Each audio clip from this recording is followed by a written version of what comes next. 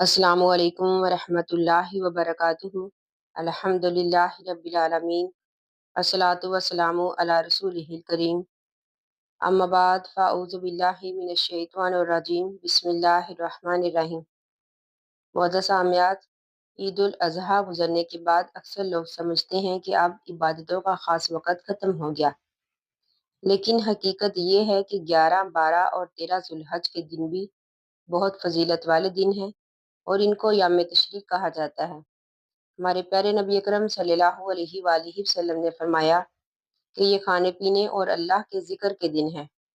तो आज की वीडियो में हम जानेंगे अय्याम तशरीक़ क्या है और हमें इन दिनों में कौन से अमाल करने चाहिए और कौन सी गलतियों से बचना चाहिए। तो सबसे पहले है इन दिनों में तकबीरात कहना। हमें चाहिए कि हम हर फ़र्ज़ नमाज के बाद ये तकबीर पढ़ें, अल्लाह अकबर, ला इलाहा इल्लल्लाहु वल्लाहु अकबर, अल्लाह अकबर वलिल्लाहिल हम्द। मौलाना सामियात, बहुत से लोग ईद के जाने के बाद तकबीरात छोड़ देते हैं और ये बहुत बड़ी फजीलत से महरूमी है। तो हमें चाहिए कि हम ज़्यादा से ज़्यादा तकबीरात पढ़ें। तो इसी तरह दूसरे नंबर पर है अल्लाह का जिक्र ज़्यादा करें।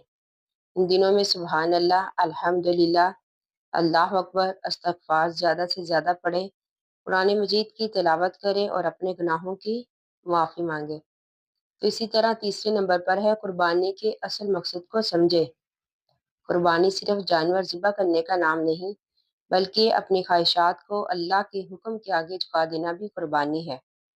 हज़रत इब्राहीम अलैहिस्सलाम ने अल्लाह के हुक्म पर सब कुछ कुर्बान करने का जज्बा दिखाया, तो हमें भी अपनी ज़िंदगी अल्लाह और रसूल अकरम सल्लल्लाहु अलैहि वसल्लम की इताअत में गुजारनी चाहिए।